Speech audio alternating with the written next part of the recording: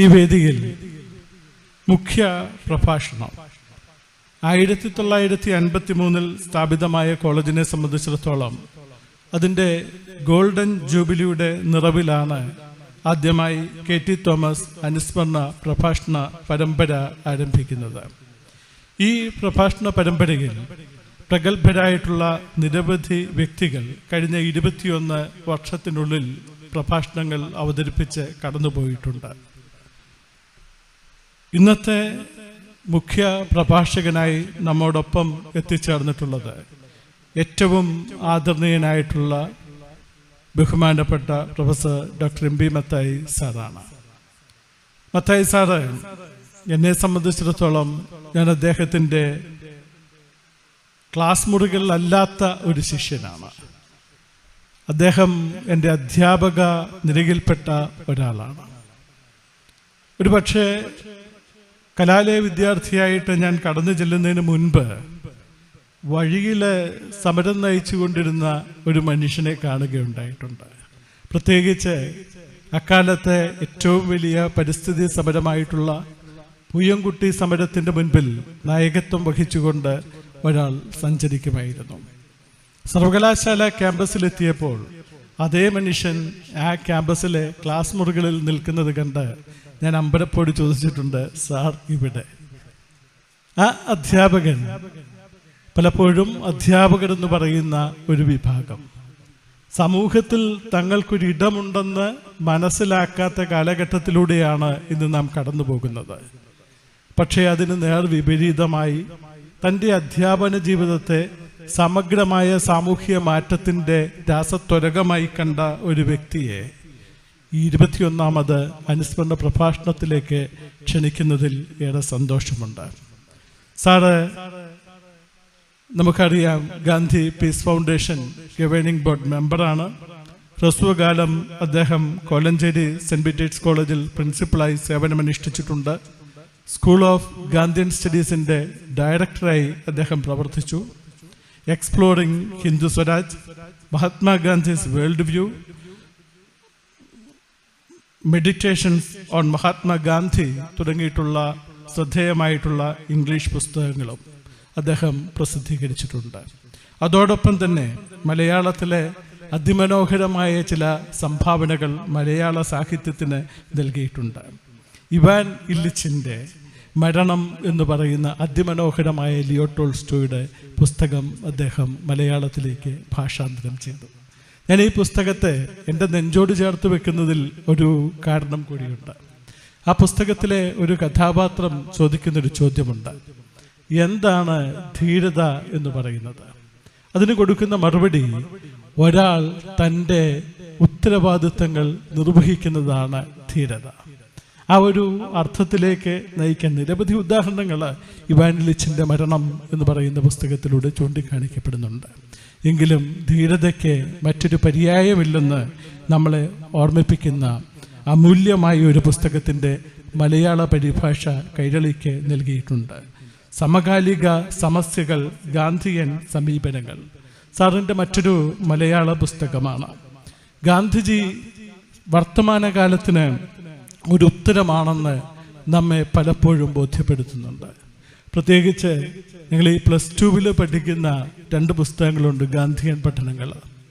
ഇപ്പോൾ ഇതിൻ്റെ നിർമ്മാണ പ്രവർത്തനത്തിൽ നിൽക്കുന്ന സമയത്ത് മനസ്സിലൂടെ കടന്നുപോയ ഒരു കാര്യമാണ്, ഈ പുസ്തകങ്ങൾ ലോകത്തെ എല്ലാ വിദ്യാർത്ഥികളും വായിച്ചിരിക്കേണ്ടതാണ്. കാരണം അത് വായിക്കുന്നതിലൂടെയാണ് ലോകത്തിൻ്റെ വളരെ ചോദ്യങ്ങൾക്കുമുള്ള മറുപടി കിട്ടുക. ഗാന്ധി പഴയൊരു മനുഷ്യനല്ല, 21ാം നൂറ്റാണ്ടിൻ്റെ ഒട്ടേറെ ചോദ്യങ്ങൾക്കുള്ള ഉത്തരം കൂടിയാണ്.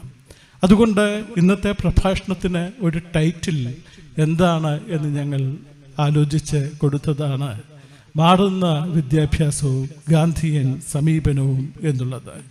ഒപ്പം സാറിൻ്റെ മഹാത്മാഗാന്ധിയുടെ പ്രപഞ്ചവീക്ഷണം, ഗാന്ധിയൻ ദർശനങ്ങളുടെ ഗ്രന്ഥാവലി എഡിറ്റർ എന്നീ നിലകളിലും സാറിൻ്റെ സംഭാവനകൾ ഉണ്ടായിട്ടുണ്ട്. അന്തർദേശീയ പ്രസിദ്ധമായിട്ടുള്ള ഗാന്ധി മാർഗ് എന്ന് പറയുന്ന ജേർണലിൻ്റെ എഡിറ്റർ കൂടിയാണ് സാർ.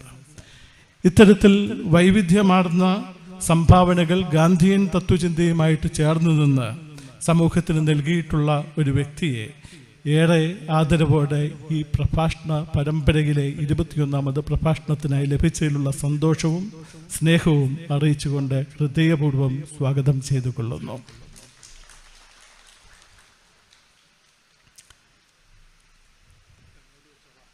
അഭിവന്ദ്യ തിരുമേനി,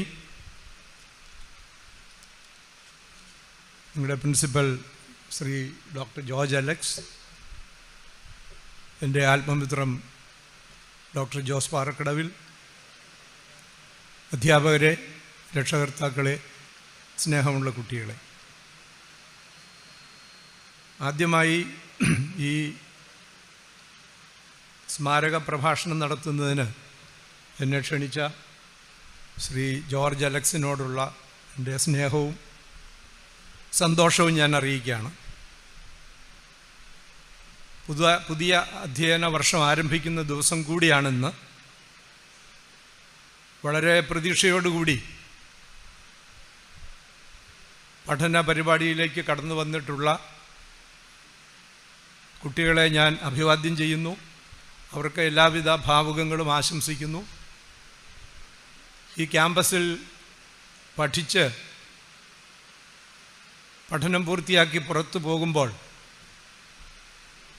നിങ്ങൾക്ക് കൂടുതൽ അറിവുണ്ടാകും.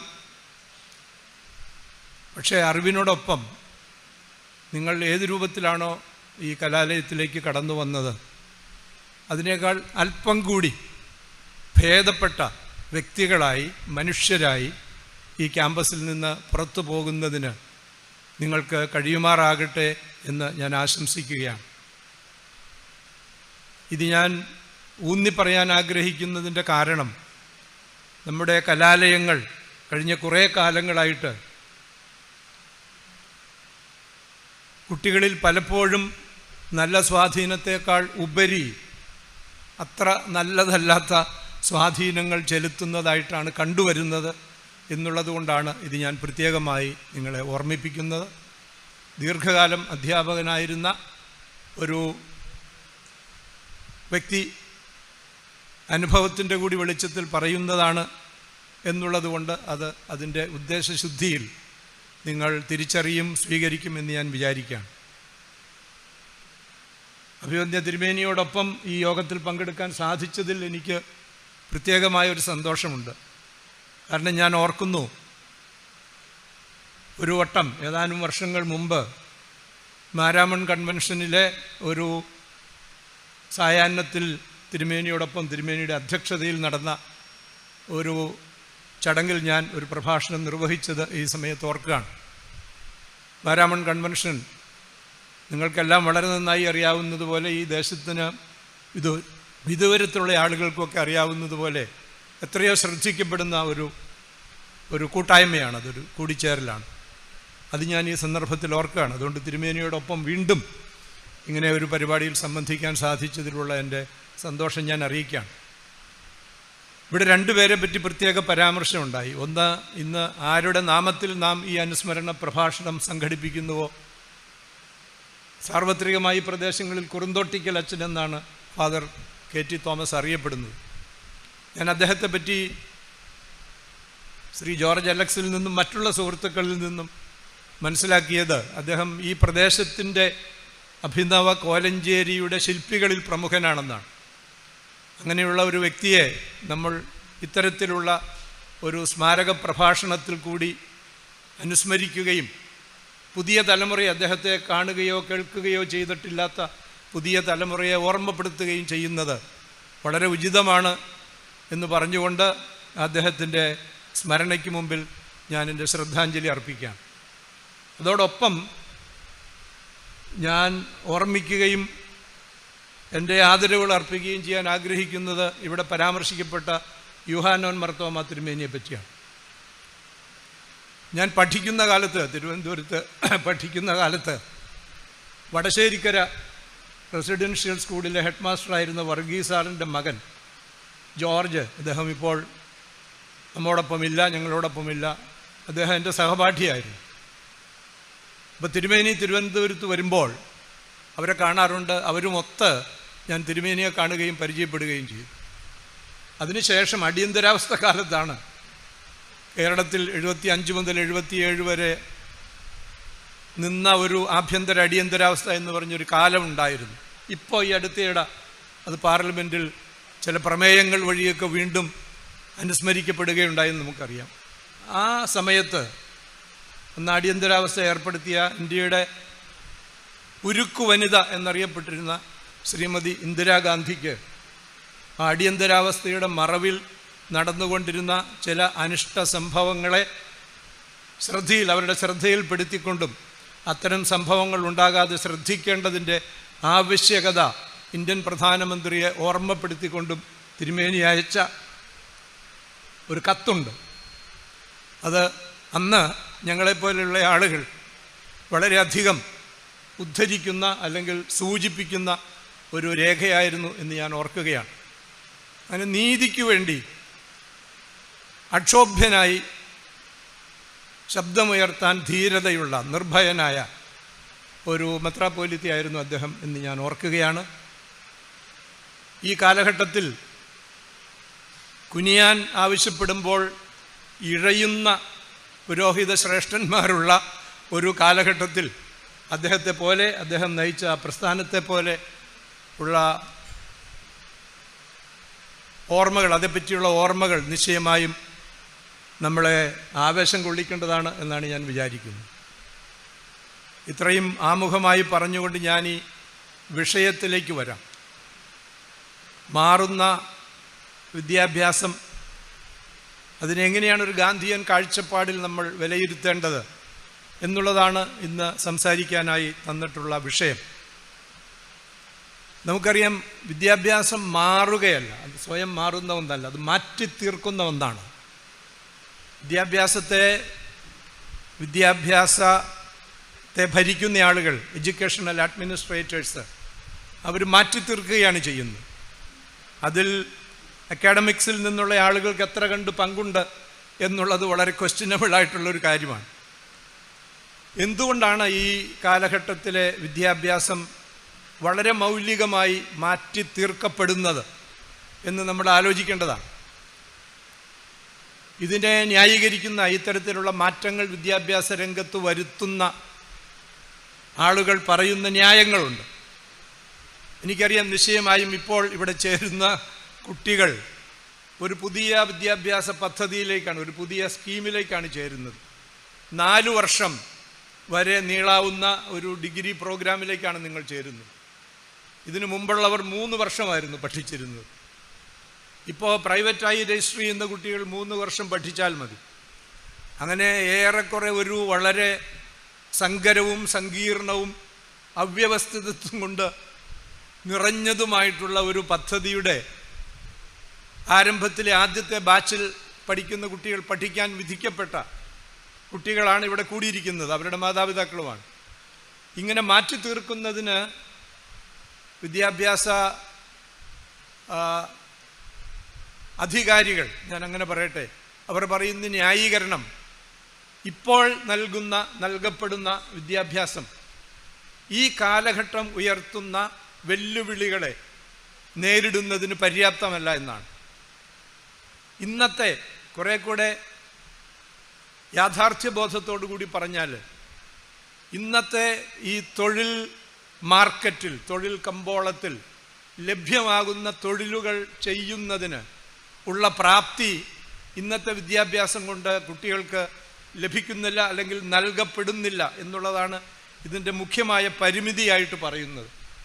ഞാൻ വളരെ കാലമായി കേൾക്കുന്നതാണ്, കോളേജിലും പ്രീ ഡിഗ്രി തലം മുതൽ ഡിഗ്രി അല്ലെങ്കിൽ PhD തലം വരെയുള്ള രംഗങ്ങളിൽ പ്രവർത്തിക്കാൻ അവസരം ലഭിച്ചിട്ടുള്ള ഒരു അധ്യാപകനാണ് ഞാൻ. ദീർഘകാലമായി കേൾക്കുന്ന ഒരു പരാതി, നമ്മുടെ വിദ്യാഭ്യാസം കുട്ടികളെ എംപ്ലോയബിൾ ആക്കുന്നില്ല എന്നുള്ളതാണ്.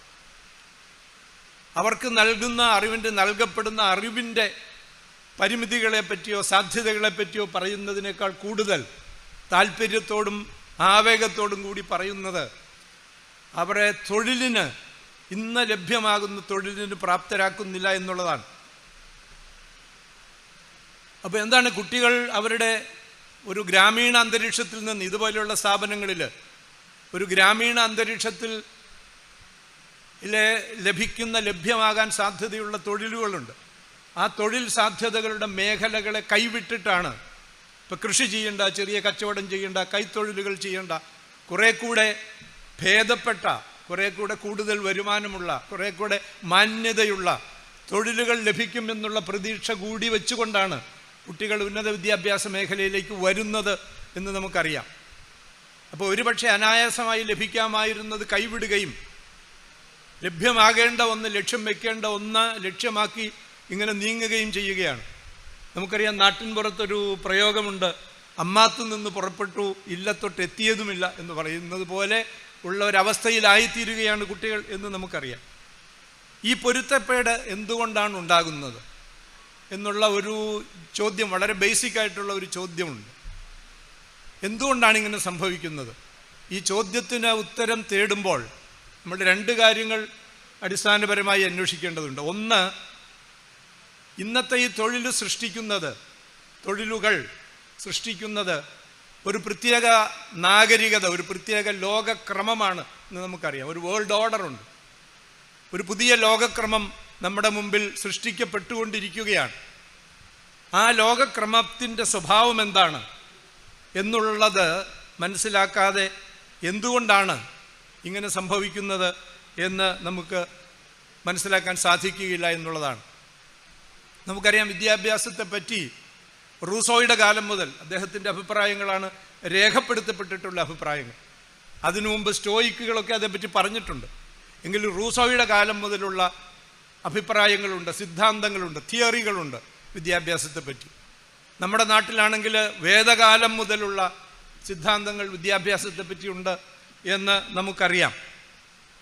ഞാൻ ഓർക്കുന്നു, ഞങ്ങളൊക്കെ കോളേജിൽ പഠിക്കുന്ന കാലത്ത് ഏറ്റവും അധികം അന്ന് വിദ്യാഭ്യാസത്തെ പറ്റി പറയുന്ന ആളുകൾ ഉദ്ധരിച്ചിരുന്നത് ഡോക്ടർ DS കോത്താരി കമ്മീഷൻ റിപ്പോർട്ടിൽ നിന്നുള്ളൊരു വാചകമാണ്.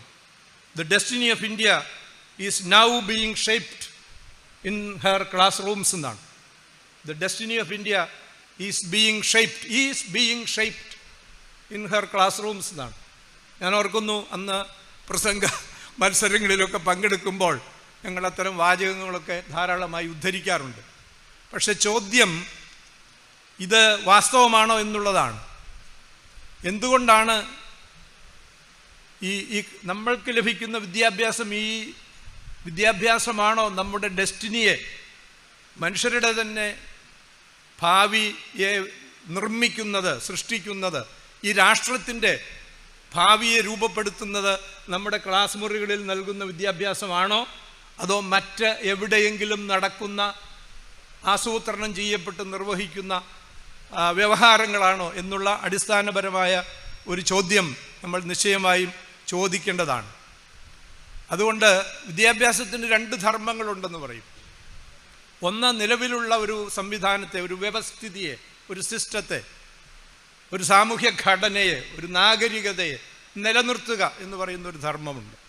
രണ്ടാമത്, ഒരു പുതിയ ലോകക്രമത്തെ പറ്റി ഉള്ള സ്വപ്നങ്ങൾ കുട്ടികളുടെ മനസ്സിൽ സൃഷ്ടിക്കുകയും നിലവിലുള്ള വ്യവസ്ഥിതിയുടെ പരിമിതികൾ അവരെ ബോധ്യപ്പെടുത്തുകയും ഒരു പുതിയ ലോകക്രമത്തിൻ്റെ സൃഷ്ടിക്കു വേണ്ടിയിട്ടുള്ള പ്രചോദനവും അതിനുള്ള വിഭവങ്ങളും അവർക്ക് നൽകുകയും ചെയ്യുക എന്ന് പറയുന്നതാണ്. ഈ രണ്ടാമത്തേത് വാസ്തവത്തിൽ ഒരു സബോട്ടാഷ്, ഒരു അട്ടിമറി ആണ്. നിലവിലുള്ളതിനെ അട്ടിമറിക്കുന്നതിനുള്ള പ്രേരണയും ഉപകരണങ്ങളും നൽകുക എന്ന് പറയുന്നതാണ്. ഈ രണ്ട് ധർമ്മങ്ങൾ വളരെ പ്രഖ്യാതമായിട്ടുള്ള കാഴ്ചപ്പാടുകളാണ് വിദ്യാഭ്യാസത്തെ സംബന്ധിച്ച്. ഇന്ന് ആരാണ് ഈ പുതിയ ലോകക്രമം സൃഷ്ടിക്കുന്നത്? നമുക്കറിയാം, 1990 മുതൽ ഒരു പുതിയ ലോകക്രമം ഇവിടെ സൃഷ്ടിക്കപ്പെട്ടുകൊണ്ടിരിക്കുകയാണ്. ആഗോളവൽക്കരണമെന്നും കമ്പോളവൽക്കരണമെന്നും ഒക്കെ നമുക്കെല്ലാം സുപരിചിതമായ സാങ്കേതിക സംജ്ഞകളാണവ. അതൊരു പുതിയ ലോകക്രമത്തെ സൂചിപ്പിക്കുന്നതാണ്. അങ്ങനെ ഒരു ലോകക്രമം സൃഷ്ടിക്കപ്പെട്ടുകൊണ്ടിരിക്കുകയാണ്. ഇത് ഇന്ത്യയിലും ഇത് സംഭവിക്കുന്നു എന്ന് നമുക്കറിയാം. 1990 മുതൽ ഇന്ത്യയിലും ഈ മാറ്റം വളരെ അടിസ്ഥാനപരമായി സംഭവിച്ചുകൊണ്ടിരിക്കുന്നതാണ്. ലോകമാകെ മാറിക്കൊണ്ടിരിക്കുകയാണ്. അതുകൊണ്ട് ഈ ലോകം മാറുന്നതനുസരിച്ച് ഇന്ത്യയും മാറണം എന്നുള്ള കാഴ്ചപ്പാടിൻ്റെ അടിസ്ഥാനത്തിലാണ് വാസ്തവത്തിൽ ഈ വിദ്യാഭ്യാസ രംഗത്ത് മാറ്റങ്ങൾ ഉണ്ടാകുന്നത്. ഇപ്പോൾ എമർജ് ചെയ്തുകൊണ്ടിരിക്കുന്ന, സൃഷ്ടിക്കപ്പെട്ടുകൊണ്ടിരിക്കുന്ന, രൂപപ്പെടുത്തപ്പെട്ടുകൊണ്ടിരിക്കുന്ന ഈ പുതിയ ലോകക്രമത്തിനനുസൃതമായി നമ്മുടെ വിദ്യാഭ്യാസം മാറേണ്ടതുണ്ട്.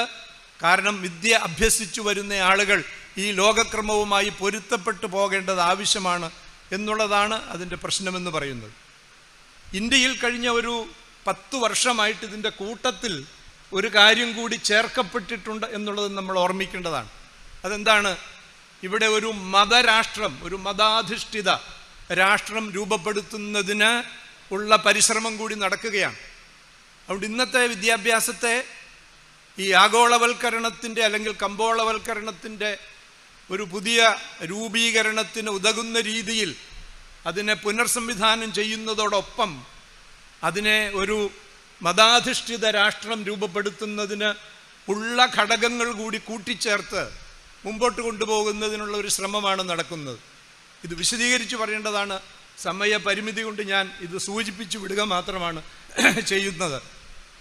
അതുകൊണ്ട് നമ്മുടെ വിദ്യാഭ്യാസത്തെ ഒരേ സമയം ഈ ലോക കമ്പോള സംവിധാനത്തിന് അനുകൂലമാക്കി, അനുസൃതമാക്കി, അനുയോജ്യമാക്കി തീർക്കുന്നതിന് വേണ്ടിയിട്ടുള്ള ശ്രമവും അതോടൊപ്പം തന്നെ ഒരു മതാധിഷ്ഠിത രാഷ്ട്രം രൂപപ്പെടുത്തുന്നതിനുള്ള ശ്രമവും കൂടി സംയോജിപ്പിച്ച് ഒരുതരം ഹൈബ്രിഡായിട്ടുള്ള ഒരു കാര്യമായിട്ടാണ് കൊണ്ടുവരുന്നത്. ഇതാണ് നമ്മുടെ പുതിയ വിദ്യാഭ്യാസ NEP 2020 എന്ന് പറയുന്നത്. അതാണ് അതിനുള്ളിൽ പിന്നെ ഉള്ള ഘടനാപരമായിട്ടുള്ള കാര്യങ്ങളാണ്. 4 വർഷത്തെ ഡിഗ്രി വേണോ, 5 വർഷത്തെ ഡിഗ്രി വേണോ തുടങ്ങിയിട്ടുള്ള കാര്യങ്ങൾ. അതതിൻ്റെ സ്ട്രക്ചറലായിട്ടുള്ള പ്രശ്നങ്ങളാണ്. മൗലികമായ കാര്യം ഇതാണ് എന്ന് നമ്മൾ ഓർക്കേണ്ടതാണ്. ഇങ്ങനെ രൂപപ്പെടുന്ന ഈ പുതിയ ലോകക്രമത്തിന് നമ്മൾ ഒരു കോർപ്പറേറ്റിസം എന്നാണ് പറയുന്നത്. സാങ്കേതികമായിട്ട് അത് തെറ്റാണ്. വാസ്തവത്തിൽ കോർപ്പറേറ്റിസം എന്ന് പറയുന്നത് കൊണ്ട് വിവക്ഷിക്കുന്നത് ഇതല്ല എന്ന് നമുക്കറിയാം. അത് ഞാനിപ്പോൾ ചർച്ച ചെയ്യാനായിട്ട് ശ്രമിക്കുന്നില്ല. ഇതൊരു തരം, ഇതിനെ സാങ്കേതികമായിട്ട് പറയുന്നത് കോർപ്പറേറ്റോക്രസി എന്നാണ്. അതായത് കോർപ്പറേറ്റുകൾ വലിയ മൂലധന ശക്തികൾ, അതിനെ നിയന്ത്രിക്കുന്ന ശക്തികളെയാണ് നമ്മൾ മൂലധന ശക്തികളെന്ന് വിളിക്കുന്നത്. അവരാണ് ഈ പുതിയ ലോകക്രമം രൂപപ്പെടുത്തുന്നത്. വളരെ പ്രസിദ്ധനായ 2006 നൊബേൽ സമ്മാനം കിട്ടിയ എഡ്മണ്ട് ഫെൽപ്സ് എന്ന് പറയുന്ന ഒരു സാമ്പത്തിക ശാസ്ത്രജ്ഞരുണ്ട്. ഈ എക്കണോമിക്സ് ഡിപ്പാർട്ട്മെൻറ്റിലെ അധ്യാപകർ നിശ്ചയമായും അദ്ദേഹത്തെ വായിച്ചിരിക്കുമെന്നാണ് ഞാൻ വിചാരിക്കുന്നത്. അദ്ദേഹം അതിന് കൊടുക്കുന്ന പേര് ന്യൂ കോർപ്പറേറ്റിസം എന്നാണ്. കോർപ്പറേറ്റിസം എന്നല്ല, ന്യൂ കോർപ്പറേറ്റിസം, ആധുനിക കോർപ്പറേറ്റിസം എന്നാണ് കൊടുക്കുന്നത്. എന്താണ് ഇതിൻ്റെ അടിസ്ഥാനപരമായ കാര്യമെന്ന് ചോദിച്ചാൽ, എല്ലാത്തിനെയും ഈ കമ്പോളത്തിന് കൺഫേം ചെയ്യുന്ന രീതിയിലാക്കുക, അതിന് അനുസൃതമാക്കുക, അല്ലെങ്കിൽ അനുയോജ്യമാക്കുക, അനുപൂരകമാക്കുക എന്ന് പറയുന്നതാണ് ചെയ്യുന്നത്. ഇത് പ്രായോഗികമാക്കുന്നത് ആരാണ്? ഈ കോർപ്പറേറ്റ് ഭീമന്മാർ എന്നൊക്കെ വിശേഷിപ്പിക്കപ്പെടുന്ന ആളുകളല്ല അത് ചെയ്യുന്നത്. അവർ ഹയർ ചെയ്യുന്ന വിദഗ്ധന്മാരുണ്ട്, പ്രൊഫഷണൽസ് ഉണ്ട്. അവർ പ്രൊഫഷണൽസ് എന്നാണ് പറയുന്നത്. അവരാണ് ഇത് ചെയ്യുന്നത്. എന്തെന്നാണ് അവരെ നിയമിക്കുക എന്നല്ല പറയുന്നത്. ഇപ്പോൾ ടെർമിനോളജിയൊക്കെ മാറിപ്പോയിട്ടുണ്ട്. അവരെ ഹയർ ചെയ്യുക എന്ന് ആണ് പറയുന്നത്. അധ്യാപകരെ പോലും അങ്ങനെയാണല്ലോ, ഹയർ ചെയ്യുകയാണ് ചെയ്യുന്നത്. അമേരിക്കയിലൊക്കെ ഹയർ ആൻഡ് ഫയർ എന്നാണ്. നിങ്ങൾ ഹയർ ചെയ്യുന്നു, അവരെ യോഗ്യരല്ലെങ്കിൽ അവരെ ഫയർ ചെയ്യുന്നു എന്നാണ്. ഞാൻ ഈ യൂണിവേഴ്സിറ്റികളിൽ, അമേരിക്കയിലെ ചില യൂണിവേഴ്സിറ്റികളിൽ പതിവായി പഠിപ്പിക്കാൻ പോകുന്നയാളാണ്. അപ്പോൾ ഒരു തവണ ചെന്ന് കണ്ട അധ്യാപകനെ പിന്നീട് കാണാതിരിക്കുമ്പോൾ നമ്മൾ തിരക്കുമ്പോൾ പറയും, ഓ ഷീ വാസ് ഫയർഡ് എന്നാണ്. അവർ ഫയർ ചെയ്തു എന്നാണ് പറയുന്നത്. അങ്ങനെ ഈ ആളുകളെ ഹയർ ചെയ്യുകയാണ് ചെയ്യുന്നത്. അങ്ങനെയുള്ള പ്രൊഫഷണൽസാണ് ഇത് ചെയ്യുന്നത് എന്ന് നമ്മൾ തിരിച്ചറിയണം. അതുകൊണ്ട് ലോകത്തെമ്പാടുമുള്ള രാജ്യങ്ങളിൽ ആധുനിക വിദ്യാഭ്യാസ സ്ഥാപനങ്ങളിൽ, പ്രത്യേകിച്ചും ഉന്നത വിദ്യാഭ്യാസ സ്ഥാപനങ്ങൾ എന്ന് പറയുന്നത് ഇത്തരം പ്രൊഫഷണൽസിനെ പരിശീലിപ്പിക്കുന്നതിനുള്ള പരിശീലന കളരികളാക്കി രൂപാന്തരപ്പെടുത്തുകയാണ് ചെയ്തുകൊണ്ടിരിക്കുന്നത്. ഇന്ത്യയിലും ഇതാണ് സംഭവിക്കുന്നത്.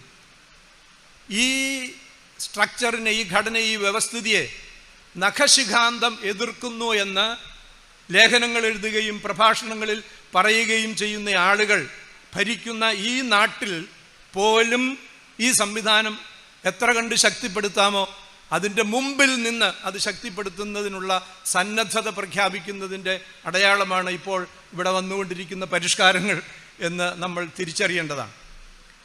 ഞാനതുകൊണ്ട് ഇതിൻ്റെ സൈദ്ധാന്തികമായിട്ടുള്ള വശങ്ങളിലേക്കൊക്കെ പോകുന്നില്ല. പുതിയ കുട്ടികൾക്കൊക്കെ അത് ബുദ്ധിമുട്ടാകും. ഞാൻ അവർക്ക് കൂടി സുപരിചിതമായ ചില കാര്യങ്ങൾ, ചില ഉദാഹരണങ്ങൾ പറയാം. ഒന്ന്, മനുഷ്യൻ്റെ ജീവിതത്തിലെ ഈ പുതിയ മാറ്റത്തിനനുസരിച്ച് പഠിക്കുന്ന വിഷയങ്ങൾ എങ്ങനെ മാറുന്നു, ജീവിതത്തിൽ നമ്മൾ നിരന്തരം ഏർപ്പെട്ടുകൊണ്ടിരിക്കുന്ന ദൈനംദിന വ്യവഹാരങ്ങൾ എങ്ങനെ പുനർനിർമ്മിക്കപ്പെടുന്നു എന്നുള്ളതിൻ്റെ ചില ഉദാഹരണങ്ങൾ ഞാൻ പറയാം. മനുഷ്യൻ്റെ ഏറ്റവും ബേസിക് നീഡ് എന്ന് പറയുന്നത് ഭക്ഷണമാണല്ലോ. ശുദ്ധവായു കഴിഞ്ഞാൽ പിന്നെ ഭക്ഷണം എന്ന് പറയുന്നതാണ്. ഈ ഭക്ഷണം എന്ന് പറയുന്നത്, ഭക്ഷണം ഉണ്ടാക്കുക, അതൊക്കെ എല്ലാ വീടുകളിലും എന്താണ് ആദ്യകാലം മുതൽ മനുഷ്യൻ ചെയ്തു വരുന്ന, വളരെ ലളിതമാണെന്നൊക്കെ നമ്മൾ വിചാരിക്കുന്ന, സങ്കല്പിക്കുന്ന ഒരു കാര്യമാണ് ഭക്ഷണം എന്ന് പറയുന്നത്. ഇന്ന് ഈ ഭക്ഷണം എന്ന് പറയുന്നത് ഒരു സാങ്കേതിക വിദ്യയും ഒരു വ്യവസായവുമാക്കി രൂപാന്തരപ്പെടുത്തിയിരിക്കുന്നു എന്ന് നമ്മൾ അറിയണം. Food technology and food industry എന്ന് പറയുന്നതാണ്. ആ മേഖല ഇന്നൊരു വലിയ തൊഴിൽ സാധ്യതയുള്ള മേഖലയാക്കി മാറ്റിയിരിക്കുകയാണ്. നമുക്കറിയാം, നമ്മളൊരു കാലത്ത് ചായക്കട, പിന്നെ ഹോട്ടല്, പിന്നെ റെസ്റ്റോറൻറ്റ്, അത് കഴിഞ്ഞ് എന്തായി ഫുഡ് കോർട്ട്, പിന്നെ എന്താണ് ഇപ്പോൾ ഫുഡ് ഫാക്ടറി എന്നാണ് എഴുതുന്നത്. നിങ്ങൾ എയർപോർട്ടിലൊക്കെ ചെന്നാൽ കാണാം. നാട്ടുംപുറത്തും ആ പേരുകൾ വന്നു തുടങ്ങി. ചപ്പാത്തി ഫാക്ടറി, ദോശ ഫാക്ടറി എന്നാണ് ഇപ്പോൾ പേരുകൾ മാറുകയാണ് ചെയ്യുന്നത്. ഇങ്ങനെ മാറി ഇതിൻ്റെ പിന്നിൽ ഒരു ടെക്നോളജിയും ഒരു വ്യവസായവും ഇതിൻ്റെ പിന്നിൽ ഉണ്ടാക്കുകയാണ് ചെയ്യുന്നത്. ഇതൊരു ഡിസിപ്ലിനായിട്ട് അത്യന്തം സ്പെഷ്യലൈസേഷൻസും സൂപ്പർ സ്പെഷ്യലൈസേഷൻസുമുള്ള ഒരു ഡിസിപ്ലിൻ, ഒരു പഠന വിജ്ഞാന ശാഖയാക്കി ഈ ഭക്ഷണം പാചകം ചെയ്യുന്ന ഈ വിദ്യയെ മാറ്റിയിരിക്കുന്നു എന്നുള്ളതാണ്. എൻ്റെ ഒരു ഗ്രാൻഡ് ഡോട്ടർ തന്നെ സിംബയോസിസ് പോലുള്ളൊരു യൂണിവേഴ്സിറ്റിയിൽ പഠിക്കുന്ന വിഷയത്തിൻ്റെ പ്രധാന വിഷയം എന്ന് പറയുന്നത് കള്ളിനറി ആർട്സ് എന്നാണ് പറയുന്നത്. കള്ളിനറി ആർട്സ്, പാചകവിദ്യ എന്നാണ് അതിൻ്റെ അർത്ഥം. ഇതാണ് പഠിക്കണത്. അതിന് സ്പെഷ്യലൈസേഷൻസാണ്. ഇൻറ്റേൺഷിപ്പ് ചെയ്യാനായിട്ട് പോകുന്നത് എവിടെയാണ്? ഫ്രാൻസ്, പാരീസ്, സ്വിറ്റ്സർലൻഡ്, സ്യൂറിച്ച്, അതുപോലെ തന്നെ ജപ്പാൻ, ഇവിടെയൊക്കെയാണ് പോയി ഇതിൻ്റെ ഇൻറ്റേൺഷിപ്പ് ചെയ്യാനായിട്ട് പോകുന്നത്. അതന്നെ ഇതിനെ മാറ്റിത്തീർത്തിരിക്കുന്നു. നിങ്ങളൊരു എറണാകുളത്ത് പനമ്പിള്ളി നഗറിൽ ഒരു കാപ്പിക്കടയുണ്ടായിരുന്നു. അവിടെ ഞാനും എൻ്റെ ഒരു സുഹൃത്തും ഈയിടെ ഒരു കാപ്പി കുടിക്കാനായിട്ട് കയറി. അപ്പോൾ പണ്ട് കിട്ടുന്നത് പോലുള്ള നല്ല കാപ്പി ഒരു കാപ്പി വേണം. അപ്പോൾ പറഞ്ഞു, സാർ ഇപ്പോൾ പഴയ കാപ്പി ഇല്ല. പിന്നെ എന്താണ് ഇപ്പോൾ ഉള്ളത്? പിന്നെ എന്താണ്? കപ്പൂച്ചിനോ, ലാറ്റെ. എനിക്കിത് സുപരിചിതമാണ്. ഞാൻ വിദേശത്തൊക്കെ പതിവായി പോകുന്നയാളാണ്. കപ്പൂച്ചിനോ വേണോ, ലാറ്റെ വേണോ, എസ്പ്രസോ വേണോ എന്നാണ് ചോദിക്കുന്നത്. അപ്പോൾ ഇതിങ്ങനെ കിട്ടിക്കഴിയുമ്പോൾ അതിൻ്റെ പുറത്തൊരു ഇലയുടെ പടമൊക്കെ ഇങ്ങനെ, അതാരും ഉണ്ടാക്കുന്നതല്ല, അത് മെഷീനിൽ വരുന്നതാണ്. ഇങ്ങനെ വരികയാണ്. അതുപോലെ എന്താണ് സ്റ്റാർബക്ക് നിങ്ങൾ വിസിറ്റ് ചെയ്താൽ കാണാം. ഞാൻ അഹമ്മദാബാദ് ഗുജറാത്ത് വിദ്യാപീഠിൽ UGC പ്രൊഫസറായിരിക്കുന്ന കാലത്ത് അവിടെ ഈ മക്ഡൊണാൾഡിൻ്റെ ഒരു പുതിയ ഷോപ്പ് തുടങ്ങി. ഇപ്പം ഞാൻ വൈകുന്നേരങ്ങളിൽ നടക്കാൻ പോകുന്ന റോഡിൻ്റെ സൈഡിലാണ്. ഇപ്പം ഞാൻ ആ കുട്ടികളെ ശ്രദ്ധിക്കും. ചെറുപ്പക്കാരായിട്ടുള്ള ഏറ്റവും എലീറ്റ് ക്ലാസ്സിൽ നിന്നുള്ള, സമ്പന്ന വിഭാഗത്തിൽ നിന്നുള്ള 16, 17, 18, 20 വയസ്സുള്ള കുട്ടികളാണ് അവിടെ വന്നിരുന്ന് ആഹാരം കഴിക്കുന്നത്. അങ്ങനെ നമ്മുടെ ഭക്ഷണശീലം, ഭക്ഷണം എന്ന് പറയുന്നത് ഒരു കൾച്ചറാണ്, ഒരു സംസ്കാരമാണെന്ന് നമുക്കറിയാം. അതിങ്ങനെ സമ്പൂർണ്ണമായിട്ട് മാറ്റിയിട്ട് അതിനെ ആഗോളവൽക്കരിച്ച്, കമ്പോളവൽക്കരിച്ച് മാറ്റിത്തീർക്കുകയും അതിനെ ഒരു വ്യവസായവും ഒരു ടെക്നോളജിയുമാക്കി മാറ്റി അതിനെ തൊഴിൽ സാധ്യതകളുള്ള മേഖലയാക്കി മാറ്റി പരിവർത്തനം ചെയ്തുകൊണ്ടിരിക്കുകയാണ്. ഇതാണ് ഇതിൻ്റെ ആൽക്കമി എന്ന് പറയുന്നത് എന്ന് നിങ്ങൾ മനസ്സിലാക്കേണ്ടതാണ്. രണ്ടാമത് വസ്ത്രം. ഞാൻ എൻ്റെയും ജോസ് സാറിൻ്റെയും ഒക്കെ വസ്ത്രം എന്ന് പറഞ്ഞ പഴയ ഖാദിയുടെ നാരുകൾ കൊണ്ട്, ഞങ്ങൾ ഖാദി വ്രതക്കാരാണ്. ഇപ്പോഴത്തെ വസ്ത്രം അങ്ങനെയല്ല, നിങ്ങൾക്കറിയാമല്ലോ. അതുമായി ബന്ധപ്പെട്ട് ഞാൻ അതിൻ്റെ വിശദാംശങ്ങൾ പറയുന്നില്ല. അതുമായി ബന്ധപ്പെട്ടത് ഫാഷൻ ടെക്നോളജി എന്ന് പറയുന്നത് ഒരു വലിയ ഒരു വിഷയമായി മാറിയിരിക്കുകയാണ്. ഡിസൈനിങ് എന്ന് പറയുന്നത് അതൊരു വിഷയമായി മാറിയിരിക്കുകയാണ്. ഇപ്പം ഏറ്റവും വലിയ കോമ്പറ്റീഷൻ IIT-യിലൊക്കെ അഡ്മിഷൻ കിട്ടുന്നത് പോലെയാണ് നാഷണൽ ഇൻസ്റ്റിറ്റ്യൂട്ട് ഓഫ് ഡിസൈനിൽ അഡ്മിഷൻ കിട്ടുന്നതിന് വേണ്ടി നടക്കുന്ന ടെസ്റ്റുകൾ എന്ന് നമ്മൾ തിരിച്ചറിയേണ്ടതായിട്ടുണ്ട്. ഞാനിതിൻ്റെ മറുവശം കൂടി സൂചിപ്പിക്കാം. ഇതാണ് പറയാം. അതുപോലെ മാർക്കറ്റിംഗ് ആൻഡ് അഡ്വർടൈസിങ് ഏറ്റവും പുതുതായി വന്നിരിക്കുന്നത് തിരുമേനി പബ്ലിക് പോളിസി എന്ന് പറയുന്നതാണ്. പബ്ലിക് പോളിസി ഇപ്പോൾ ഒരു പ്രധാന വിഷയമായി വന്നിരിക്കുകയാണ്. Indian school of public policy എന്ന് പറയുന്നത് ഡൽഹിയിലെ വളരെ പ്രസിദ്ധമായ ഏറ്റവും കൂടുതൽ കോമ്പറ്റീഷൻ ഉള്ള ഒരു സ്കൂളാണ് Indian school of public policy എന്ന് പറയുന്നത്. എന്താണ് ഈ പുതിയ പോളിസി ഉണ്ടല്ലോ, അത് ഡിസൈൻ ചെയ്യാണ്. അതിൻ്റെ പേര് തന്നെ ഈ പ്രൊജക്ട് ഡിസൈനിങ് പോലെയുള്ള പോളിസി ഡിസൈനേഴ്സ് ആൻഡ് മാനേജേഴ്സ് അതിനെയാണ് ട്രെയിൻ ചെയ്തെടുക്കുന്നത്. അതായത് ഈ ആധുനിക കമ്പോളവൽക്കൃത ഈ നാഗരികതയുണ്ടല്ലോ, ആ നാഗരികതയെ ഉറപ്പിക്കുന്നതിന് വേണ്ടിയിട്ടുള്ള പോളിസികൾ, നയങ്ങൾ രൂപീകരിച്ച് അത് അഡ്മിനിസ്ട്രേറ്റേഴ്സിന് കൈമാറുക എന്ന് പറയുന്ന ഏർപ്പാടാണ് ചെയ്തുകൊണ്ടിരിക്കുന്നത് എന്നുള്ളതാണ്. നമുക്കറിയാം, നമ്മുടെ നാട്ടിൽ വരുന്ന വികസന പ്രോജക്റ്റുകളുണ്ട്, പദ്ധതികളുണ്ട്. നമ്മൾ വിചാരിക്കും അത് നമ്മുടെ പ്ലാനിംഗ് ബോർഡോ അല്ലെങ്കിൽ പ്ലാനിംഗ് കമ്മീഷനോ നീതി ആയോഗോ ഒക്കെയാണ് അത് ഡിസൈൻ ചെയ്യുന്നത്. അവരല്ല ഡിസൈൻ ചെയ്യുന്നത്. ഇവിടെ പ്രൊഫഷണലായിട്ട് ഇത് ചെയ്യുന്ന ഈ ക്യാപിറ്റലിസ്റ്റുകളുടെ ഏജൻസീസ് ഉണ്ട്. അവരിത് ചെയ്തിട്ട് ഇവർക്ക് കൈമാറുകയാണ് ചെയ്യുന്നത് എന്ന് നമ്മൾ അറിയണം. ഇതാണ് ഈ വിദ്യാഭ്യാസത്തിൻ്റെ കോർപ്പറേറ്റൈസേഷനിൽ കൂടി നടന്നുകൊണ്ടിരിക്കുന്നത് എന്ന് നമ്മൾ തിരിച്ചറിയേണ്ടതായിട്ടുണ്ടെന്നുള്ളതാണ്. ഇതാണ് ഇതിൻ്റെ വസ്തുത. ഈ സാഹചര്യത്തിൽ എന്താണ് നമ്മൾ ചെയ്യേണ്ടത്? ഇതാണ് ഇതിൻ്റെ ഒരു അടിസ്ഥാനപരമായിട്ടുള്ളൊരു പ്രശ്നം എന്ന് പറയുന്നത്. ഈ ഒരു സാഹചര്യത്തിൽ എങ്ങനെയാണ് നമ്മൾ വിദ്യാഭ്യാസത്തെ നോക്കിക്കാണേണ്ടത്, എങ്ങനെയാണ് ഗാന്ധിജി ഇതിനെ മനസ്സിലാക്കുന്നത് എന്നുള്ള പ്രശ്നമാണ് ഇവിടെ അലക്സ് ഇവിടെ ചർച്ച ചെയ്യണം എന്ന് എന്നോട് പറഞ്ഞത്. നമുക്കറിയാം, ഈ ഗാന്ധിജിക്ക് ഒരു വിദ്യാഭ്യാസ സിദ്ധാന്തം ഉണ്ടായിരുന്നു. അദ്ദേഹം വാർധയിൽ 1937 ഇന്ത്യയിലെ അന്നത്തെ ഏറ്റവും പ്രഗത്ഭരായ വിദ്യാഭ്യാസ ചിന്തകരെ വിളിച്ചുകൂട്ടി ഒരു 3 ദിവസത്തെ ഡിസ്കഷൻസ് നടത്തി. അദ്ദേഹത്തിൻ്റെ ആശയങ്ങൾ പറഞ്ഞിട്ട് പറഞ്ഞു, എനിക്ക് വിദ്യാഭ്യാസത്തെ പറ്റിയൊന്നും പറയാൻ അറിഞ്ഞുകൂടാ, പക്ഷെ ഞാൻ തെക്കേ ആഫ്രിക്ക മുതൽ ഇന്ന് വരെ വിദ്യാഭ്യാസ രംഗത്ത് പരീക്ഷണങ്ങൾ നടത്തിയിട്ടുള്ള ആളാണ്. അദ്ദേഹത്തിൻ്റെ ആശയങ്ങൾ പറഞ്ഞു. അങ്ങനെയാണ് വർദ്ധ സ്കീം എന്ന് പറയുന്ന നൈ താലീം, ന്യൂ എഡ്യൂക്കേഷൻ എന്ന് പറയുന്ന പദ്ധതി ഉണ്ടായത്. അതിൽ അദ്ദേഹം പറയുന്ന ഒരു കാര്യം, അടിസ്ഥാന വിദ്യാഭ്യാസം എന്ന് പറയുന്നത് തൊഴിലിൽ കൂടിയായിരിക്കണം. തൊഴിലധിഷ്ഠിതം എന്നല്ല പറയുന്നത്, തൊഴിലിൽ കൂടിയായിരിക്കണം. കാരണം മനുഷ്യൻ്റെ ബുദ്ധി വികസിച്ചത് എങ്ങനെയാണ് എന്നുള്ള നമ്മൾ ഹിസ്റ്ററി ഓഫ് ഐഡിയാസ് പഠിക്കുന്ന സമയത്ത് നമ്മൾ ആരംഭം കുറിക്കുന്നത് എവിടെയാണ്?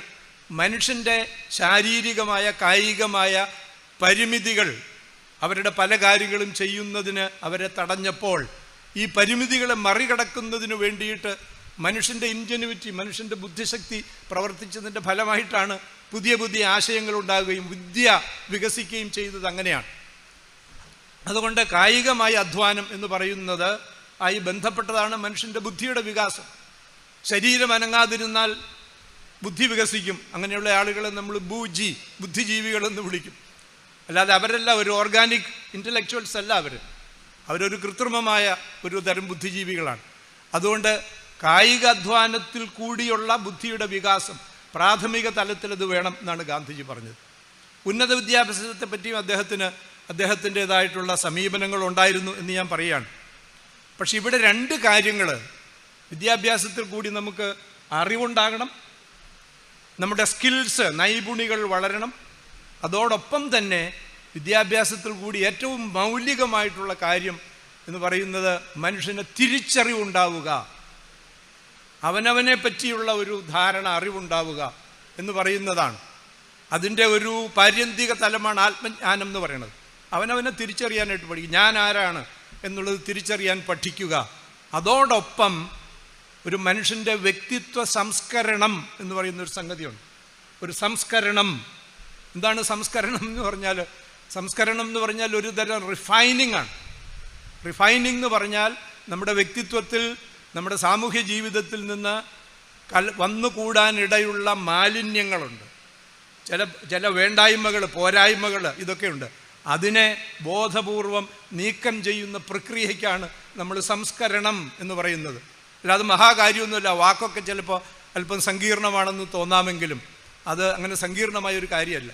അങ്ങനെ ഒരു സ്വയം സംസ്കരിക്കുന്ന ഒരു പ്രക്രിയ കൂടിയാണ് വിദ്യാഭ്യാസം. ഇതെല്ലാം കൂടി നടക്കുമ്പോഴാണ് യഥാർത്ഥത്തിൽ വിദ്യാഭ്യാസം അതിൻ്റെ മൗലികമായ ലക്ഷ്യം സാക്ഷാത്കരിക്കുന്നത് എന്നാണ് ഗാന്ധിജി വിചാരിച്ചിരുന്നത്. ഇങ്ങനെയൊക്കെ പറയുമ്പോൾ ഈ കാര്യങ്ങൾ ഇന്നുള്ള ഞാൻ ഓർക്കുന്നുണ്ട്, 1980-കളിൽ UGCക്ക് ഒരു തിരിച്ചറിവുണ്ടായി. നമ്മുടെ വിദ്യാഭ്യാസം, ഉന്നത വിദ്യാഭ്യാസം ശരിയായ ട്രാക്കിലല്ല പോകുന്നത് എന്നൊരു തിരിച്ചറിവുണ്ടായിട്ട് അവരൊരു 3 ദിവസത്തെ ഒരു കോൺക്ലേവ് നടത്തി. അത് നടത്തിയത് ഗുജറാത്ത് വിദ്യാപീഠിൽ വെച്ചായിരുന്നു. ഗാന്ധിജി സ്ഥാപിച്ച യൂണിവേഴ്സിറ്റിയാണ്. അങ്ങനെ അവരൊരു ഡോക്യുമെൻ്റ് പബ്ലിഷ് ചെയ്തു. അതാണ് ഉന്നത വിദ്യാഭ്യാസത്തെ എങ്ങനെയാണ് മൂല്യാധിഷ്ഠിതമാക്കാൻ സാധിക്കുന്നത്, വാല്യൂ ബേസ്ഡ് ഹയർ എഡ്യൂക്കേഷൻ എന്ന് പറഞ്ഞൊരു ഡോക്യുമെൻ്റ് അവർ പബ്ലിഷ് ചെയ്ത് ഞാൻ ഓർക്കുവാണ് ഈ സന്ദർഭത്തിൽ.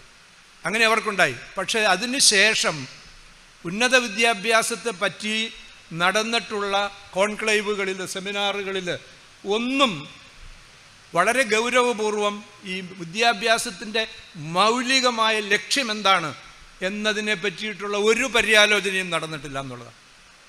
മറ്റ് കാര്യങ്ങളാണ് പറയുന്നത്, അടിസ്ഥാനപരമായ കാര്യങ്ങൾ. ഞാൻ അനേകം സെമിനാറുകളിൽ പങ്കെടുത്തിട്ടുള്ള ആളെന്നുള്ള നിലയിൽ പറയാണ്, എവിടെയെങ്കിലും വെച്ച് നമ്മൾ ഇങ്ങനെ ഒരു ചോദ്യം ഉന്നയിച്ചാൽ അവർ പറയുന്നത് അത് വളരെ വാല്യൂ ലോഡഡ് ആയിട്ടുള്ള ഒരു സ്റ്റേറ്റ്മെൻ്റാണ്, അത് സാമൂഹ്യശാസ്ത്രത്തിൽ സ്വീകാര്യമല്ല എന്നാണ് പറഞ്ഞുകൊണ്ടിരുന്നതെന്ന് ഞാൻ ഈ സന്ദർഭത്തിൽ ഓർക്കാണ്. It's a very value loaded question. അതുകൊണ്ട് we don't take it up in social science. Social science അങ്ങനെ വാല്യൂ ന്യൂട്രലാക്കാനുള്ള ഒരു ശ്രമമുണ്ടായി എന്നുള്ളത് നമുക്കറിയാം. അതുകൊണ്ട് ഗാന്ധിജിയുടെ വിദ്യാഭ്യാസത്തെ പറ്റി പറയുമ്പോൾ, അതായത് ഈ കാര്യങ്ങളെല്ലാം സാധിക്കണം, മനുഷ്യന് തൊഴിൽ ചെയ്യാനുള്ള അഭ്യാസം, അതിനുള്ള നൈപുണികൾ ആർജിക്കാൻ സാധിക്കണം, അറിവുണ്ടാകണം, തിരിച്ചറിവുണ്ടാകണം, സ്വഭാവത്തിൻ്റെ സംസ്കരണം, വ്യക്തിത്വത്തിൻ്റെ സംസ്കരണം സാധിക്കണം. അതുകൊണ്ടാണ് ഞാൻ ആരംഭത്തിൽ പറഞ്ഞത്, ഇവിടെ 3-4 കൊല്ലം പഠിച്ച് ഈ കുട്ടികൾ പുറത്തു പോകുമ്പോൾ ഇവിടെ വന്നതിനേക്കാൾ കുറേ കൂടെ നല്ല കുട്ടികളായിട്ട്, നല്ല മനുഷ്യരായിട്ട്, സ്നേഹമുള്ളവരും കരുണയുള്ളവരും കരുതലുള്ളവരുമായി വെളിയിൽ പോകാൻ സാധിക്കണം. അതാണ് സംസ്കരണം എന്ന് പറയുന്നത്. ഇത് ചർച്ച ചെയ്യാറില്ല. പക്ഷേ ഇവിടെ ഞാൻ ഓർമ്മിപ്പിക്കാൻ ആഗ്രഹിക്കുന്നത്, ഞാൻ എഡ്മണ്ട് സ്പെൽസിനെ പറ്റി പറഞ്ഞല്ലോ. 2006 നൊബേൽ സമ്മാനം കിട്ടിയ ഒരു സാമ്പത്തിക വിദഗ്ധനാണ് അദ്ദേഹം. കൊളംബിയ യൂണിവേഴ്സിറ്റിയിലായിരുന്നു, പല യൂണിവേഴ്സിറ്റികളിലുണ്ടായിരുന്നു അദ്ദേഹം. ദീർഘകാലം കൊളംബിയ യൂണിവേഴ്സിറ്റി ഇന്നും ഉണ്ട്. 90 വയസ്സ് കഴിഞ്ഞിട്ടുണ്ട് അദ്ദേഹത്തിന്. ഇന്നും അദ്ദേഹം ജീവനോടിരിപ്പുള്ള ആളാണ്. അദ്ദേഹത്തിൻ്റെ പ്രസിദ്ധമായ ഒരു സിദ്ധാന്തമുണ്ട്. നിങ്ങൾക്കത്, അദ്ദേഹത്തിൻ്റെ ഏറ്റവും 2013 വന്നൊരു പുസ്തകം എന്താണ്, മാസ് ഫ്ലറിഷിംഗ് എന്നാണ് പുസ്തകത്തിൻ്റെ ടൈറ്റിൽ. നിങ്ങൾക്ക് ഗൂഗിൾ ചെയ്താൽ കിട്ടും, ഒരുപക്ഷെ ആമസോണിൽ ലഭ്യമായിരിക്കും. Mass flourishing, how grassroots innovation created jobs, challenge and change എന്ന് പറയുന്നതാണ് ആ പുസ്തകം. അദ്ദേഹത്തിന് നൊബേൽ സമ്മാനം കിട്ടിയത് തന്നെ, അദ്ദേഹം ഒരു മാക്രോ എക്കണോമിക്സ് ഡീൽ ചെയ്യുന്ന ആളായിരുന്നു. ഈ മാക്രോ എക്കണോമിക്സിൻ്റെ ഒരു വലിയ ലക്ഷ്യം എന്ന് പറയുന്നത് ഈ മാസ് ഫ്ലറിഷിംഗ് ആണ്. അതായത് സാധാരണ ജനങ്ങൾക്ക് വ്യാപകമായ തോതിൽ അവരുടെ ജീവിതത്തോത് ഉയർത്തുക എന്ന് പറയുന്നതാണ്. അതാണ് സമൃദ്ധി സൃഷ്ടിക്കുക. അതാണ് മാസ് ഫ്ലറിഷിംഗ് എന്ന് പറയുന്നത്. സമൃദ്ധി എന്ന് വേണമെങ്കിൽ അതിനെപ്പറ്റി പറയാം. അത് എങ്ങനെയാണ് സൃഷ്ടിക്കപ്പെടുന്നത്? ഇന്ന് ഈ ആധുനിക ലോകക്രമം നമ്മളോട് പറയുന്നത്, അതിൻ്റെ വക്താക്കൾ നമ്മളോട് പറയുന്നത്, ആധുനിക വിദ്യാഭ്യാസ വിദഗ്ധർ നമ്മളോട് പറയുന്നത്, ഈ കോർപ്പറേറ്റ് ശക്തികളുടെ പ്രവർത്തന ഫലമായിട്ടാണ്, അവരുടെ വ്യവഹാരങ്ങൾ കൊണ്ടാണ് ഈ ലോകത്ത് സാമ്പത്തികമായി ഭൗതികമായി ഉള്ള വളർച്ച, വികാസം എന്ന് പറയുന്നത് ഉണ്ടാകുന്നത്. അവർ ക്യാപിറ്റൽ ഇൻവെസ്റ്റ് ചെയ്യുന്നത് കൊണ്ടാണ്, പുതിയ മേഖലകൾ കണ്ടുപിടിച്ച് തൊഴിൽ സാധ്യതകൾ വർദ്ധിപ്പിക്കുന്നത് കൊണ്ടാണ് എന്നാണ് പറയുന്നത്. പക്ഷേ ഇദ്ദേഹത്തിൻ്റെ കണ്ടുപിടുത്തം, ഫെൽപ്സിൻ്റെ ഒരു ഡിസ്കവറി അദ്ദേഹം തെളിയിച്ചിട്ടുള്ളതാണത്. അദ്ദേഹം പറയുന്നത് വലിയ കോർപ്പറേറ്റുകളല്ല, ഫോർഡിനെ പോലെയോ അല്ലെങ്കിൽ സ്റ്റീവ് ജോബ്സിനെ പോലെയുള്ള കോർപ്പറേറ്റുകളല്ല, നേരെ മറിച്ച് ഈ ലോകത്തിൻ്റെ നാനാഭാഗങ്ങളിലും ഗ്രാമാന്തരങ്ങളിൽ ദൈനംദിനം വ്യവഹാരങ്ങളിൽ ഏർപ്പെട്ട് ജീവിക്കുന്ന ആളുകൾ നടത്തിയിട്ടുള്ള ഇന്നൊവേഷൻസ് ഉണ്ട്. അതുകൊണ്ടാണ് അദ്ദേഹം അതിനകത്ത് ഇന്നൊവേഷൻ എന്നുള്ള വാക്ക് ഉപയോഗിക്കുന്നത്, ഗ്രാസ് റൂട്ട്സ് ഇന്നൊവേഷൻ എന്ന് പറയുന്നത്. നമുക്കിത് പറയുമ്പോൾ തോന്നുന്ന ഒരു തിയറിയാണെന്ന്. അപ്പോൾ ഒരു മാക്രോ എക്കണോമിക്സിനെ വിശദീകരിക്കുന്നതിന് ഒരു മൈക്രോ എക്കണോമിക്സിൻ്റെ ലെവലിൽ നിന്ന് ഒരു കാഴ്ചപ്പാട് അവതരിപ്പിച്ചു എന്നുള്ളതാണ് എഡ്മണ്ട് ഫെൽപ്സിൻ്റെ ഏറ്റവും വലിയ സവിശേഷതയായിട്ട്. അതിനാണ് അദ്ദേഹത്തിന് നൊബേൽ സമ്മാനം നൽകപ്പെട്ടത്. പക്ഷെ ഞാൻ ഉദാഹരണം വെച്ച് പറയാം. നമ്മുടെ നാട്ടിൻപുറങ്ങളൊക്കെ നോക്കുക. നമ്മുടെ നാട്ടിൻപുറങ്ങളിലെ സാധാരണക്കാരായിട്ടുള്ള ആളുകൾ എത്രയോ ഇന്നൊവേഷൻസാണ് നടത്തിയിട്ടുള്ളത്. ഇന്ന് നമ്മുടെ കടകളിൽ പോയാൽ നമ്മുടെ നാടൻ പലഹാരങ്ങൾ ഇല്ലേ, അത് പാക്കേജ് ചെയ്ത് പാക്കറ്റിലാക്കി നമുക്ക് കിട്ടും.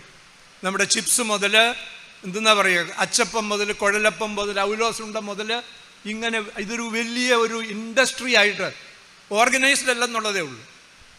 വലിയ മൂലധനം മുടക്കുള്ള ഓർഗനൈസ്ഡ് അല്ല, വ്യാപകമായിട്ട് ഇത്തരം കാര്യങ്ങൾ നടക്കുന്നുണ്ടെന്നുള്ളതാണ്. ഇങ്ങനെ ഇത് ഞാനൊരു ഉദാഹരണം പറയുന്നു എന്നുള്ളതേ ഉള്ളൂ. ഇങ്ങനെയുള്ള അതാണ് ഗ്രാസ് റൂട്ട് ഇന്നൊവേഷൻ എന്ന് പറയുന്നത്.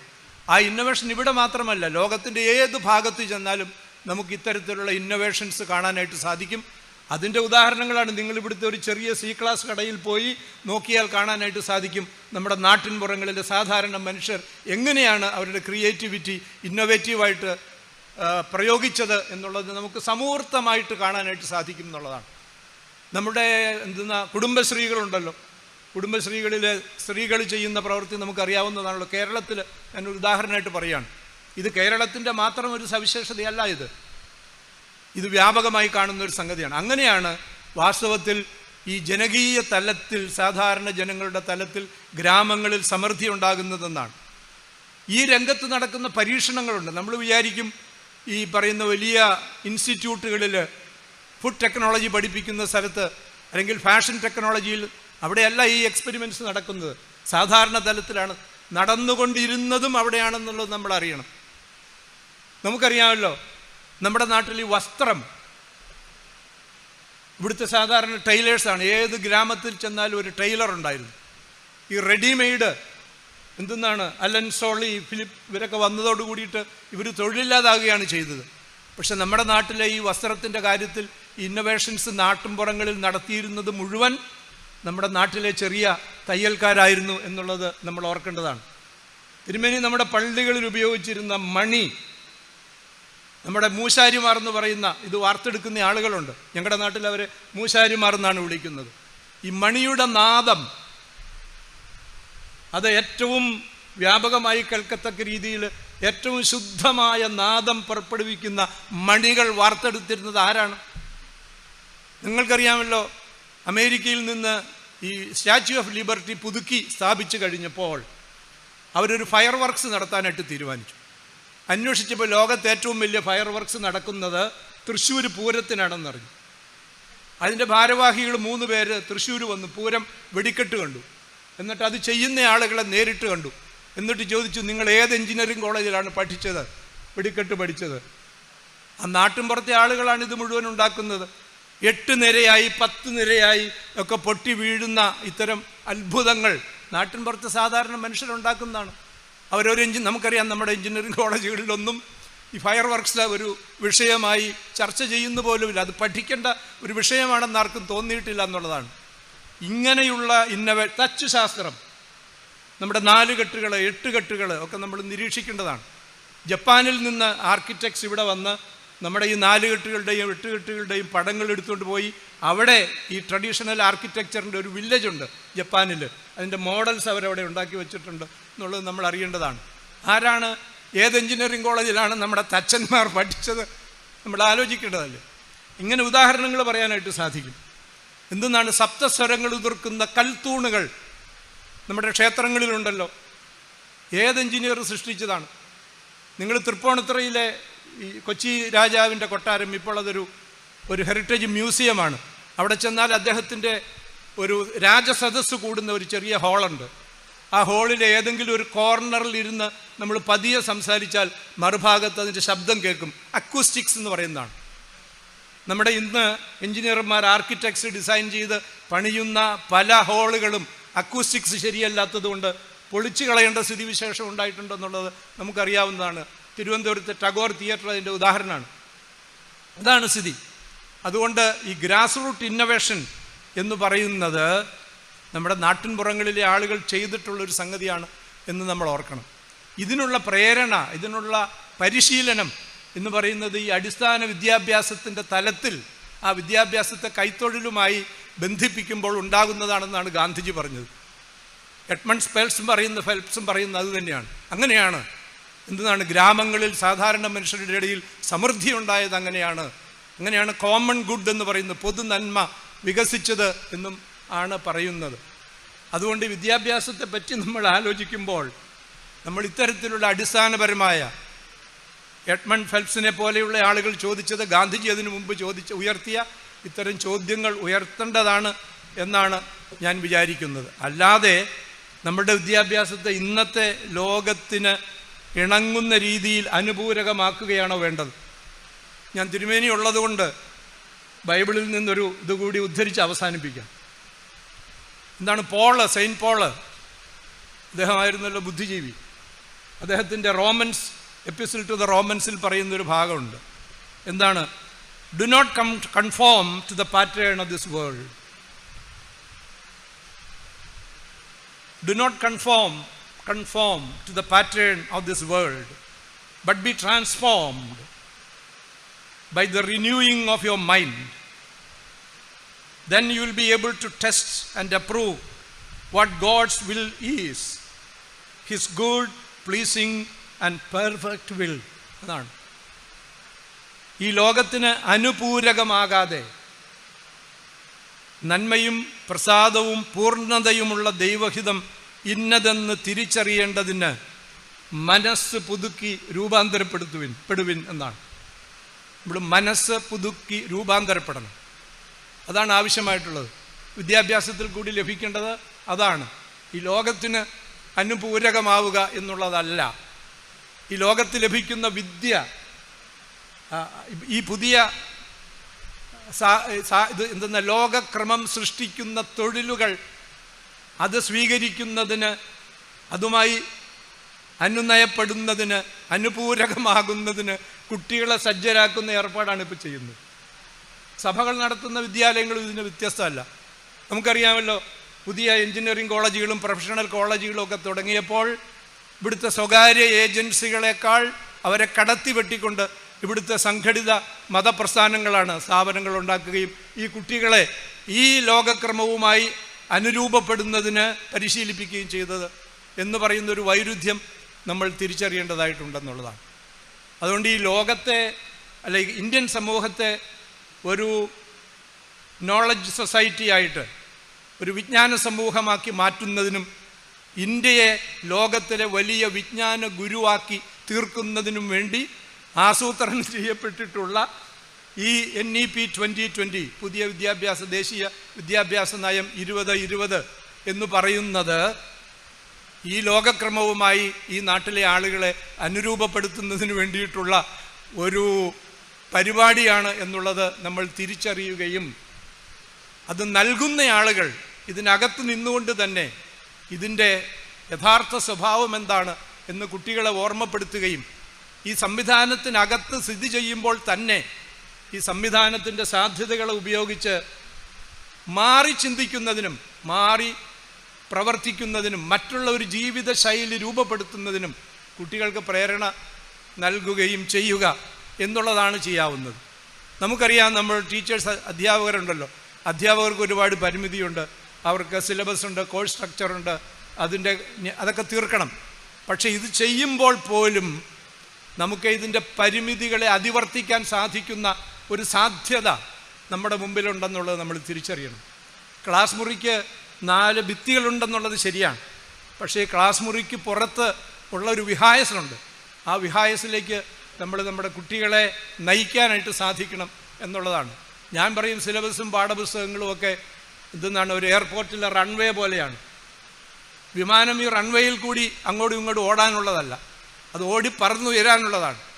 അതിനുള്ള ഒരു സാധ്യത അടച്ചു കളയാൻ ഒരു പൊളിറ്റിക്കൽ അഡ്മിനിസ്ട്രേറ്റർക്കും ഒരു ഏകാധിപതിക്കും സാധിക്കുകയില്ല എന്ന് നമ്മൾ തിരിച്ചറിയേണ്ടതായിട്ടുണ്ട്. അതുകൊണ്ട് ഈ ക്ലാസ് മുറിക്കുള്ളിൽ ഈ വിദ്യാലയത്തിൻ്റെ ഈ സാഹചര്യത്തിൽ നമുക്ക് കിട്ടുന്ന ഈ ഒരു ഓപ്പൺനെസ് ഉണ്ട്. ലിമിറ്റേഷൻസ് പരിമിതികളുള്ളപ്പോൾ പോലും അതിന് കിട്ടുന്ന ഒരു തുറവിയുടെ സാധ്യതകളുണ്ട്.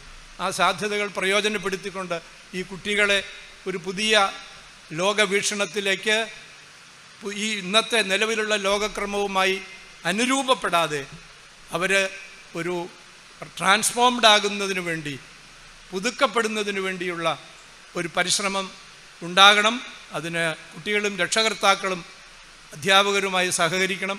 അങ്ങനെയുള്ള ഈ കലാലയം ചെയ്തുകൊണ്ടിരിക്കുന്ന ആ വലിയ ശുശ്രൂഷ ഫലപ്രദമായി തുടർന്നും ചെയ്യാനായിട്ട് സാധിക്കട്ടെ എന്ന് ഞാൻ ആശംസിക്കുന്നു.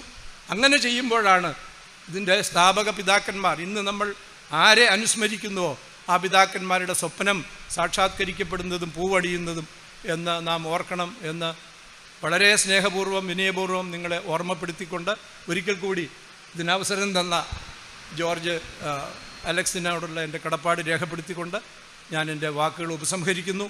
എന്നോടൊപ്പം ഇന്ന് എന്നോടുള്ള ഒരു ആത്മബന്ധത്തിൻ്റെ പേരിൽ വന്ന് സന്നിഹിതനായ ശ്രീ ജോസാറിനോടുള്ള എൻ്റെ പ്രത്യേക സന്തോഷവും ഞാൻ അറിയിച്ചുകൊണ്ട് ഉപസംഹരിക്കുന്നു. നമസ്കാരം. Thank you sir.